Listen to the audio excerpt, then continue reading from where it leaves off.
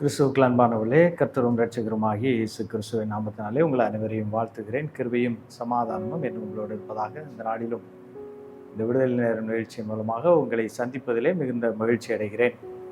இந்த நாளிலும் நாம் தியானிக்கும்படியாக எடுத்துக்கொண்ட வேத பகுதி எபிரேயர் 10வது அதிகாரம் 36வது வசனம். எபிரேயர் 10வது அதிகாரம் 36வது வசனம். நீங்கள் தேவனுடைய சித்தத்தின்படி செய்து வாக்குத்தத்தம் பண்ணப்பட்டதை பெறும்படிக்கு பொறுமை உங்களுக்கு வேண்டியதாயிருக்கிறது. வசனம் சொல்லுகிறத பாருங்க. நாம் என்ன செய்ய வேண்டும்? தேவனுடைய சித்தத்தின்படி செய்ய வேண்டும். அப்படி தேவனுடைய சித்தத்தின்படி செய்து வாக்குத்தத்தம் பண்ணப்பட்டதை பெற்றுக்கொள்ள வேண்டும். அப்படி வாக்குத்தத்தம் பண்ணப்பட்டதை பெற்றுக்கொள்வதற்கு நமக்கு பொறுமை மிகவும் அவசியமாயிருக்கிறது. கிறிஸ்துவிலே நாட்களிலே வேத பகுதியிலிருந்து ஏராளமான வாக்குத்தத்தங்களை நாம் ஒவ்வொரு நாளும் வாசிக்கிறோம், கேட்கிறோம். அந்த வாக்குத்தத்தங்களை பெற்றுக்கொள்வதற்காக நாம் ஜெபம் செய்கிறோம். குறிப்பாக புதிய வருடங்களிலே ஒவ்வொரு ஆண்டும் நாம் வாக்குத்தத்த அட்டைகளை எடுக்கிறோம். அந்த வாக்குத்தத்தங்களை சுதந்திரித்துக் கொள்ள வேண்டும் என்று நாம் ஜெபம் செய்கிறோம். அதே போல நம்முடைய ஒவ்வொரு மாதமும் மாத பிறப்பு ஆராதனைகளிலே ஒரு வாக்குத்தத்தத்தை குறித்து நாம் தியானிக்கிறோம். அவைகளை குறித்து பேசுகிறோம், அவைகளுக்காக ஜெபிக்கிறோம்.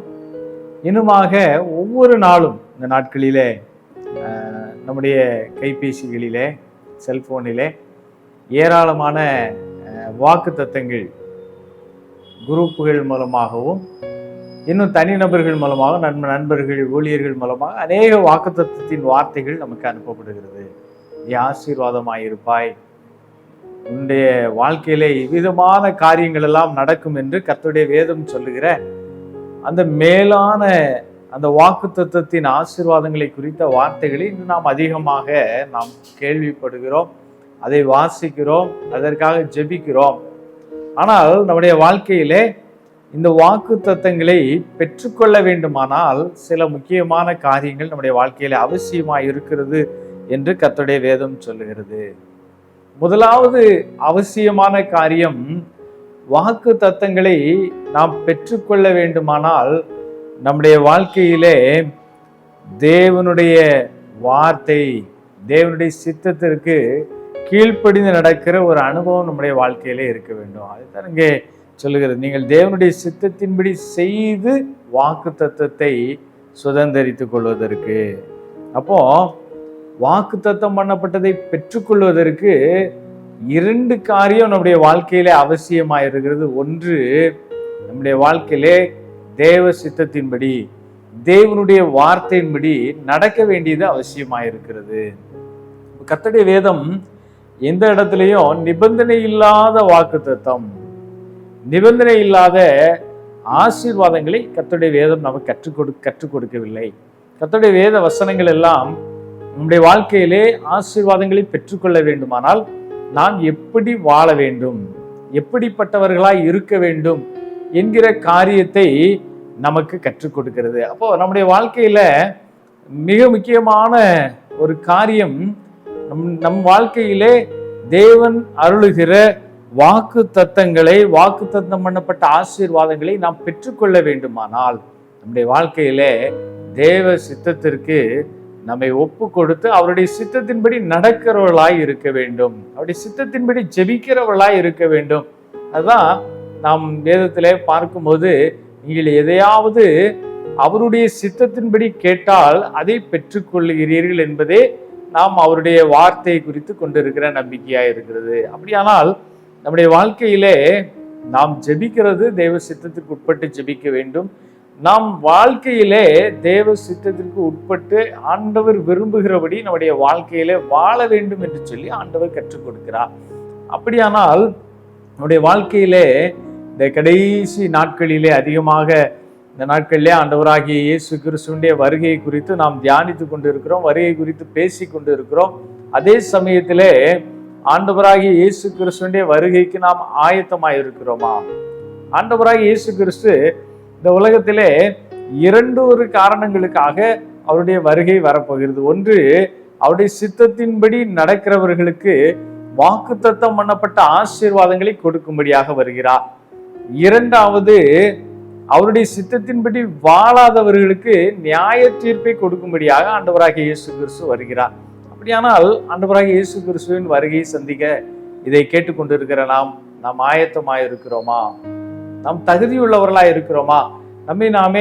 நாம் ஆராய்ந்து பார்க்க வேண்டியது நம்முடைய கடமையா இருக்கிறது. இங்க பாருங்க, நாம் வாக்கு தத்தம் பண்ணப்பட்டவைகளை பெற்றுக்கொள்ள வேண்டுமானால் தேவ சித்தத்தின்படி நடக்க வேண்டும். அப்படி தேவ சித்தத்தின்படி செய்து, தேவ சித்தத்துக்கு ஏற்றவைகளை செய்து நடந்து வாழும்போது நம்முடைய வாழ்க்கையிலே பொறுமையானது மிகவும் அவசியமாயிருக்கிறது என்று நாம் வேதத்திலே பார்க்கிறோம். இப்படிப்பட்ட வாக்கு தத்தத்தின் ஆசீர்வாதத்தை பெற்றுக்கொண்ட 2 நபர்களை குறித்து நாம் வேதத்திலே இந்த நாளிலே தியானிக்க இருக்கிறோம். ஏனென்றால் இந்த பொறுமை என்பதை குறித்து நாம் எங்கே கற்றுக்கொள்ளுகிறோம்? வாசியுங்கள். யாக்கோபு அப்போஸ்தலன் எழுதின நிருபம் யாக்கோபு 5வது அதிகாரம் 8வது வசனத்தை நாம் வாசிப்போமானால், யாக்கோபு 5வது அதிகாரம் 8வது வசனம், நீங்களும் நீடிய பொறுமையோடு இருந்து உங்கள் இருதயங்களை ஸ்திரப்படுத்துங்கள், கர்த்தருடைய வருகை சமீபமாயிருக்கிறதே. இந்த வசனம் சொல்லுகிறது, நீங்களும் நீடிய பொறுமையோடு இருங்கள். ஆண்டவராகிய இயேசு கிறிஸ்துவின் வருகை சமீபமாயிருக்கிறது.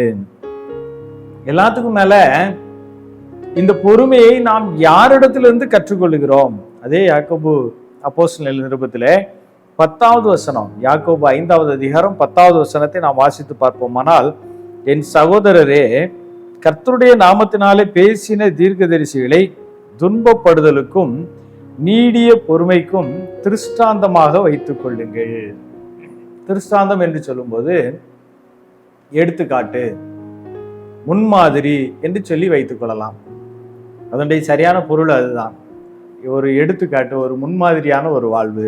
அப்போ நம்முடைய வாழ்க்கையிலே பொறுமை என்பதற்கு யாரை நாம் முன்மாதிரியாக எடுத்துக்காட்டாக வைத்து கொள்ள வேண்டுமானால், இங்கே வேதம் சொல்லுகிறது, கர்த்தருடைய நாமத்தினாலே பேசிய தீர்க்கதரிசிகளை, அவர்களை நம்முடைய வாழ்க்கையிலே வருகிற துன்பங்களுக்கும் அந்த துன்பங்களை நீடிய பொறுமையோடே நாம் கடந்து செல்வதற்கும் இந்த கர்த்தருடைய தீர்க்கதரிசிகளை, ஆண்டவருடைய வார்த்தைகளை பெற்று இந்த உலகத்திலே அறிவித்த கர்த்தருடைய மனிதர்களை நாம் முன்மாதிரியாக வைத்துக் கொள்ள வேண்டும்.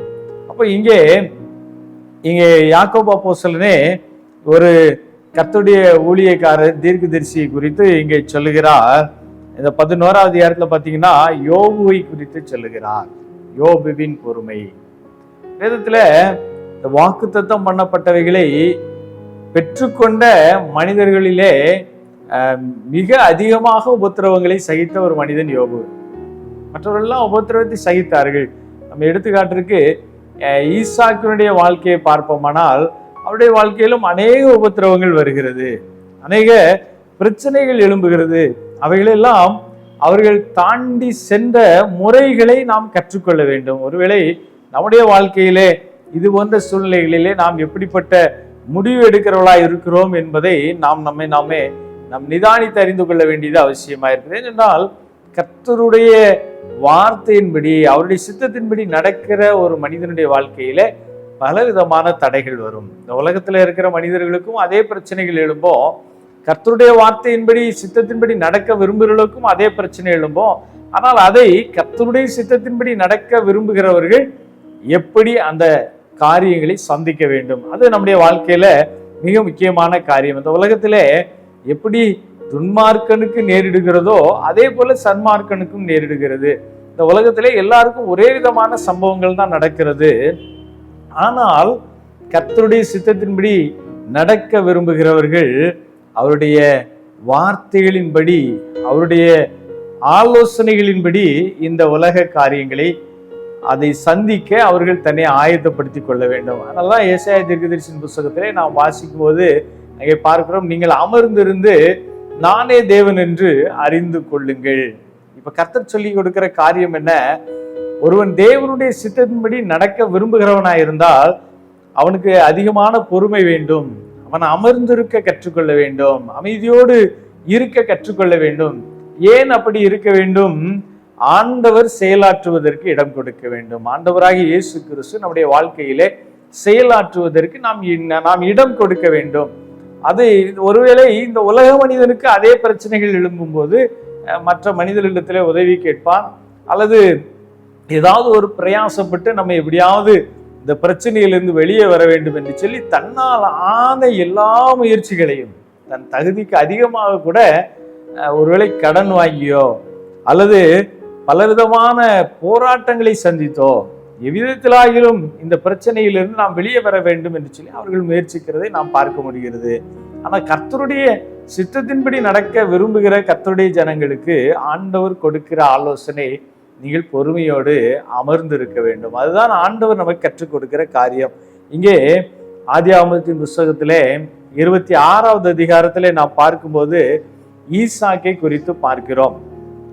ஆபிரகாமினுடைய குமாரனாகிய அந்த ஈசாக்குடைய வாழ்க்கையிலே வந்த பலவிதமான சோதனைகளை பார்க்கிறோம். ஒருவேளை ஆபிரகாமை கர்த்தர் அந்த மெசொபொத்தேமியா பகுதியிலிருந்து, அந்த ஊர் என்கிற தேசத்திலிருந்து, அந்த யூப்ரட்டிஸ் டைகிரிஸ் நதிகளுக்கு நடுவில் இருக்கிற அந்த ஊரிலிருந்து கானான் தேசத்திற்கு ஆண்டவர் அழைத்து கொண்டு வந்தார். அழைத்து கொண்டு வந்த ஆபிரகாம் பலவிதமான போராட்டங்களை சந்தித்தார். விசுவாசத்தில் நிலைத்திருந்து ஏராளமான நன்மைகளையும் ஆசீர்வாதங்களையும் பெற்றுக்கொண்டதில்லாமல் அந்த தேசத்திலே எல்லா இடங்களையும் அவர் சுதந்திரித்து கொண்டு விட்டார். ஆனா இங்க ஆபிரகாமுடைய காலத்திற்கு பிறகு மறுபடியும் ஈசாக்கினுடைய நிலைமை மிக ஒரு பரிதாபமான ஒரு நிலைமையாக இருக்கிறது. அதை ஆதியாகமத்தின் புத்தகத்துல 26வது அதிகாரத்துல நாம் வாசித்து பார்ப்போமானால் 26 வசனத்திலிருந்து நாம் வாசிப்போமானால் ஈசாக்கு கேராரிலே குடியிருந்தான். இந்த ஈசாக்கு கேராரிலே குடியிருக்கிறான். அங்கே இருக்கிற அந்த சம்பவத்தை நாம் படித்து பார்ப்போமானால் அங்கே ஈசாக்கிற்கு ஒரு இல்லாத ஒரு நிலை. தன்னுடைய மனைவி என்று சொல்லக்கூட முடியாத அளவுக்கு ஒரு நெருக்கடியான நிலை அங்கே ஈசாக்குக்கு வருகிறது. ஈசாக்கு தன்னுடைய மனைவியை சகோதரி என்று பயந்து போய் சொல்லுகிறான். அங்கே ஒரு அந்நியனை போல அந்த தேசத்திலே அவன் காணப்படுகிறான். எல்லாவற்றுக்கும் மேலாக இந்த அதிகாரத்தை நாம் படித்து பார்த்தால் அவருடைய தகப்பனாராகிய ஆபிரகாம் தோண்டி வைத்திருந்த துறவுகள், கிணறுகள் அத்தனையையும் அந்த தேசத்து பெலிஸ்திய ஜனங்கள் அதை தூர்த்து போட்டு மண்ணை எடுத்து நிரப்பி அவைகளெல்லாம் தூற்று போட்டார்கள் என்று சொல்லி கர்த்தருடைய வேதம் சொல்கிறது. இப்படிப்பட்ட ஒரு சூழ்நிலையிலே ஆண்டவர் கொஞ்சம் கொஞ்சமாக ஈசாக்குடைய வாழ்க்கையிலே இந்த பிரச்சனைகளிலிருந்து அவரை விடுவித்து அவரை உயர்த்த ஆரம்பிக்கிறதை பார்க்கிறோம். குறிப்பாக ஆரம்ப காலத்திலே நாம் ஆண்டவருடைய சித்தத்தின்படி வாழ நினைக்கும் போது இது போன்ற பலவிதமான சூழ்நிலைகள் இந்த உலகத்திலே எல்லா மனிதனுக்கும் இருக்கக்கூடிய சூழ்நிலை தான். உலகத்திலே சுற்றி இருக்கிற ஜனங்களினாலே வரக்கூடிய பிரச்சனைகள், ஒவ்வொரு ஊரிலும் ஒவ்வொரு விதமான பிரச்சனைகள் இருக்கலாம். சில ஊரிலே சுற்றி இருக்கிற ஜனங்கள் பொருட்களை திருடி விடுவார்களோ என்கிற சூழ்நிலைகள் இருக்கலாம். இல்லை என்றால் என் குடும்பத்திலே இருக்கிறவர்களுக்கு இந்த ஜனங்களால பாதுகாப்பு இல்லை என்கிற ஒரு சூழ்நிலை இருக்கலாம். இவ்விதமாக பலவிதமான சூழ்நிலைகள் இந்த உலகத்திலே ஒவ்வொருவருக்கும் ஒவ்வொரு விதமாக இருக்கலாம். ஆனால் எல்லா மனிதருக்கும் இந்த உலகத்திலே இது போன்ற சூழ்நிலைகள் உண்டு. ஆனா ஈசாக்குடைய வாழ்க்கையிலே இது போன்ற ஒரு சூழ்நிலையிலே அவருடைய வாழ்க்கையிலே பொறுமையோடு அங்கே இருக்கிறதை பார்க்கிறோம். ஏன் அவர் பொறுமையோடு இருக்கிறார்? கர்த்தர் சொல்றாரு,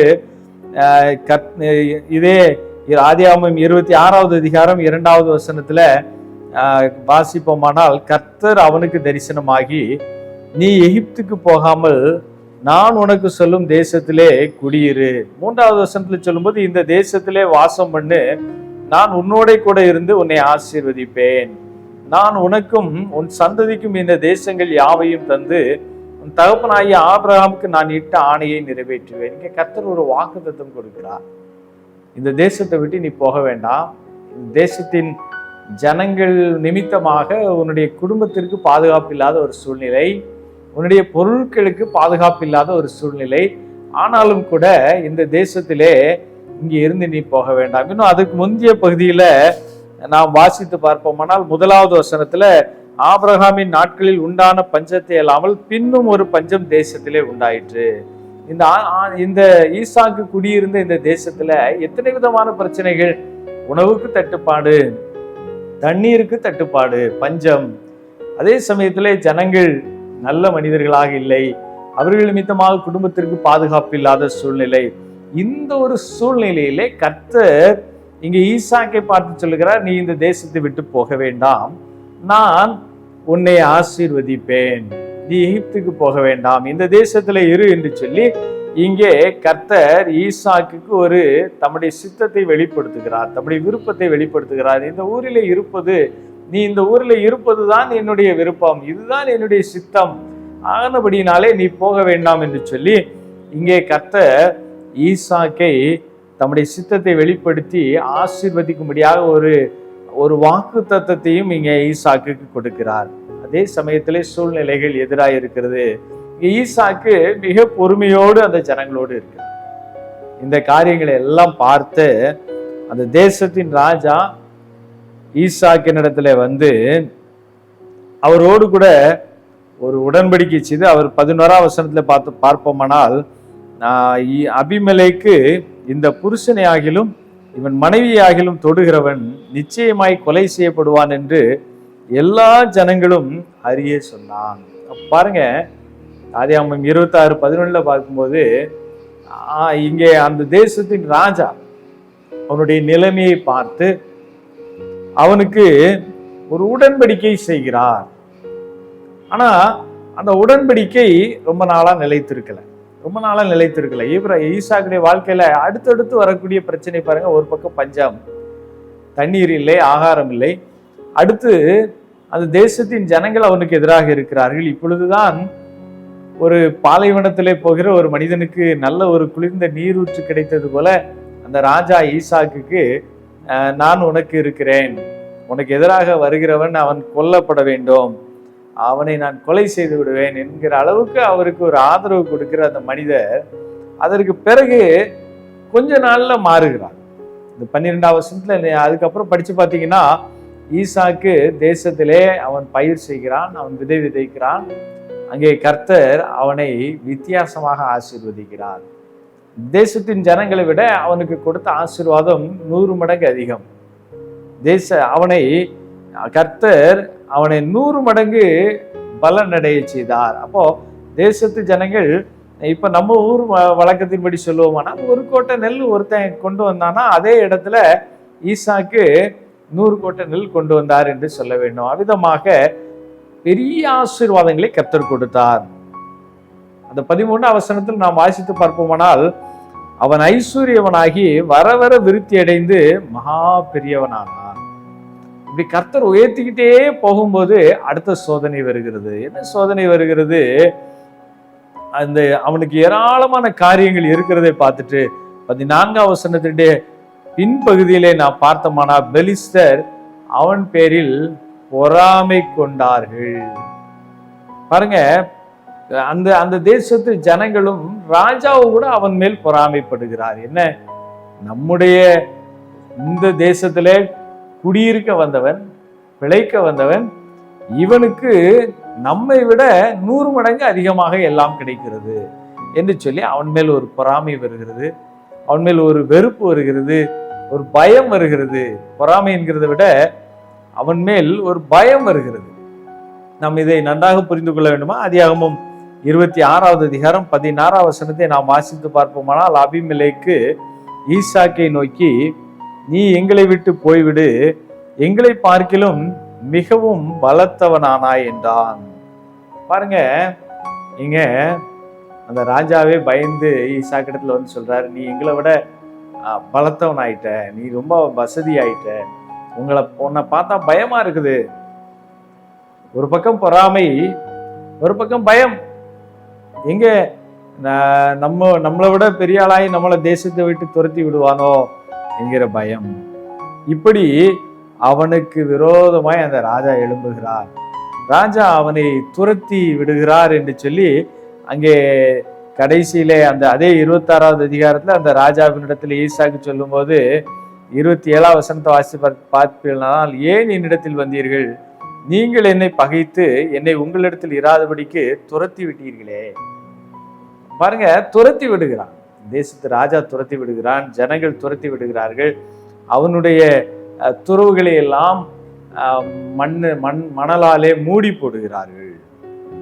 அதுல எத்தனை இடத்துல அவர் துறவு தோண்டுகிறார் என்கிற காரியத்தை எல்லாம் நாம் இங்கே வாசித்து பார்ப்போமானால், ஆதியாகமம் 26வது அதிகாரம் 14-15 வசனத்துல நம்ம பார்த்தோம்னா, இங்க ஆபிரகாமின் வேலைக்காரர் வெட்டின துறவு ஒன்று இருக்கிறது. ஆதியாகமம் அதே 26-14-15 முதல்ல ஈசாக்கு 100 மடங்கு பலனை எடுத்த அந்த இடம் என்னன்னு சொல்லி பார்த்தீங்கன்னா, அங்கே ஆபிரகாமினுடைய வேலைக்காரர், அது ஈசாக்குடைய தகப்பன் ஆபிரகாமுடைய வேலைக்காரர் வெட்டின துறவு இருந்தது. அந்த துறவையும் கூட இங்கே பெலிஸ்தியருடைய ஜனங்கள் 15ஆம் வசனத்திலே பார்த்தீர்களானால், அவர்கள் மண்ணினாலே அவர்கள் அதை மூடி போட்டார்கள், மண்ணினால் நிரப்பி போட்டார்கள். அப்போ அந்த கிணற்றை தூற்று போடுகிறார்கள், மண்ணினாலே நிறுத்தி விடுகிறார்கள். இது முதல் சம்பவம். அது அந்த இடத்துல இருந்து 17ஆம் வசனத்துல, அப்பொழுது ஈசாக்கு அவ்விடம் விட்டு புறப்பட்டு கேராரின் பள்ளத்தாக்கிலே கூடாரம் போட்டு அங்கே குடியிருந்து அதுக்கு அடுத்த அளவு ஒரு துறவை வெட்டுகிறார். முதல்ல ஒரு துறவையை அவர் ஒரு கிணறை அனுபவித்துக் கொண்டு இருக்கிறார். அதை மூடி போடுகிறார்கள். அதற்கு பிறகு 2வது ஒரு துறவை வெட்டுகிறார். இவ்விதமாக அவர் எத்தனை துறவு வெட்டுறாருன்னு பார்த்தீங்கன்னா, ஆதியாகமம் 26 அதிகாரத்துல 19-20 பார்த்தீங்கன்னா 2வது ஒரு துறவை வெட்டுறாரு. அதற்கு ஏசேக்கு என்று பெயரிடுகிறார். ஆதியாகமம் 26-21 இன்னொரு துறவை வெட்டுகிறார். அதற்கு சித்னா என்று பெயரிடுகிறார். இந்த 3 துறவுகளையும் அந்த தேசத்து ஜனங்கள் அதை அழித்து விடுகிறார்கள், மண்ணால் மூடி தூற்று போடுகிறார்கள்.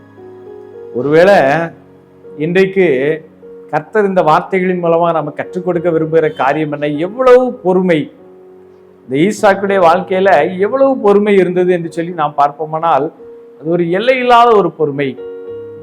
ஒருவேளை இன்றைக்கு இருக்கிற இதை கேட்டுக்கொண்டிருக்கிற நம்முடைய வாழ்க்கையில இது போன்ற ஒரு சம்பவம் நடக்குமானால், அதற்காக நாம் காவல் நிலையத்தில் புகார் கொடுக்கவோ, அல்லது அந்த மனிதர்களுக்கு நமக்கு வேண்டிய மனிதர்களை வைத்து அந்த மனிதனுக்கு நெருக்கடி கொடுக்கவோ, ஏதோ ஒரு காரியத்தை நாம் செய்வோம், ஏதோ ஒரு முயற்சி செய்வோம்.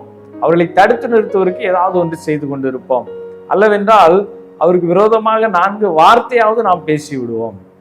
ஆனால் ஈசாக்கு 3 கிணறுகளை வெட்டுகிறார். தன்னுடைய வேலைக்காரர்களை வைத்து 3 துறவுகளையும் மூடி போடுகிறார்கள். 4வது ஆதியாகமம் 26 அதிகாரம் 22வது வசனத்திலே ரெகோபோத் என்கிற இடத்திலே ஒரு துறவை வெட்டுகிறார். அந்த துறவிலே அவர்கள் எந்த ஒரு பிரச்சனையும் செய்யவில்லை. இப்பொழுது தேசத்தின் ஜனங்களுக்கும் ராஜாவுக்கும் ஈசாக்கின் மேல் ஒரு பயம் வர ஆரம்பிக்கிறது. அந்த பயம் ஏற்கனவே இருந்தது. அந்த ராஜா சொல்றதே அதான் சொல்றாரு, நீ எங்களை விட பலத்தவன் ஆயிட்ட என்கிற ஒரு பயம் இருந்தது. அந்த பயம் இப்பொழுது இன்னும் அதிகமாகிவிட்டது. ஏனென்றால் நாம் திரும்ப திரும்ப துரத்தி விடுகிறோம். திரும்ப அவர் எங்கே போனாலும் கர்த்தர் அவரை ஆசீர்வதிக்கிறார். ஒருவேளை நாம் அவருக்கு எதிராக இருந்தால் கர்த்தர் நமக்கு எதிராக இருப்பார் என்கிற ஒரு பயம் அந்த மனிதர்களுக்குள்ளே வந்தது. அப்போ இங்கே யோசுவாவுக்கு கர்த்தர் வாக்கு கொடுக்கிற காரியம் அதுதான். இன்னுமாக நியாயப்பிரமாண புஸ்தகத்திலே மோசையை கொண்டு கர்த்தர் சொல்லுகிற காரியம் அதுதான். பூமியில் உள்ள எல்லா ஜனங்களுக்கும் உன்னை பற்றிய பயம் உண்டாயிருக்கும். அப்போ ஒரு மனிதன் கர்த்தருடைய மனிதனாக இருக்கும்போது ஒரு பூமியில் உள்ள அத்தனை கர்த்தரை அறியாத ஜனங்களுக்கும் அவர்களை குறித்து ஒரு பயம், அவர்களுக்கு கர்த்தர் கொடுக்கிற ஆசீர்வாதத்தை குறித்து ஒரு பயம், கர்த்தர் அவர்களுக்கு கொடுக்கிற பாதுகாப்பை குறித்து ஒரு பயம் ஏற்படும், ஒரு பொறாமை ஏற்படும். அது இயல்பான காரியம்தான் உலகத்திலே. ஆனால் அதிலே கர்த்தருடைய சித்தத்தின்படி வாழுகிற மனிதன் என்ன செய்ய வேண்டும்? இதைதான் இங்க ஈசாக்குடைய வாழ்க்கையில பார்க்கிறோம். இந்த ஆதியாகமத்தின் புஸ்தகம் 26வது அதிகாரத்துல 26ல இருந்து 31 வரைக்கும் நாம் வாசித்து பார்ப்போமானால், அந்த ராஜா ஈசாக்கை தேடி வருகிறார். 3 துறவுகளை மூடி போட்டவர்கள், 4வது துறவிலும் அவர்களை நிம்மதியாக இருக்க விடாதவர்கள், 5வது துறவை ஈசாக்கின் 5வது ஒரு கிணறை வெட்டி கொண்டு இருக்கிறார்கள் ஈசாக்கின் வேலையாட்கள். அந்த சமயத்திலே அந்த ராஜாவும் அந்த ஜனங்களும் அவரை தேடி வருகிறார்கள். அவரிடத்துல வந்து அவரோட உடன்படிக்கை பண்ண வேண்டும் என்று சொல்லுகிறார்கள்.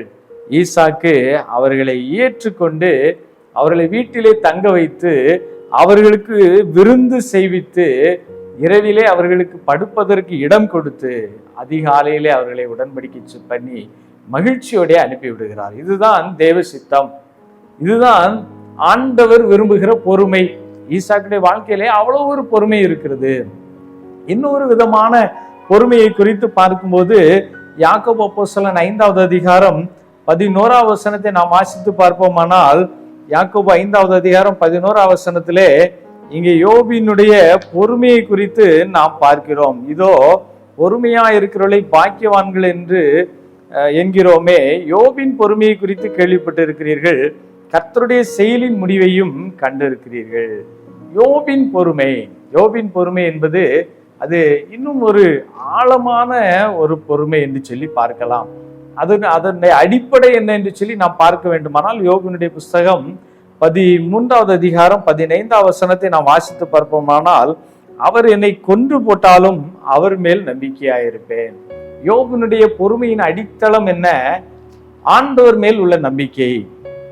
என் ஆண்டவர் எனக்கு நன்மை செய்வதுதான் அவருடைய சித்தம், எனக்கு ஒரு நாளும் தீமை செய்ய மாட்டார். ஆனால் யோபினுடைய புஸ்தகம் 1வது அதிகாரத்துல நாம் படித்து பார்ப்போமானால், அங்கே அநேக இழப்புகளை யோபு சந்திக்கிறார்.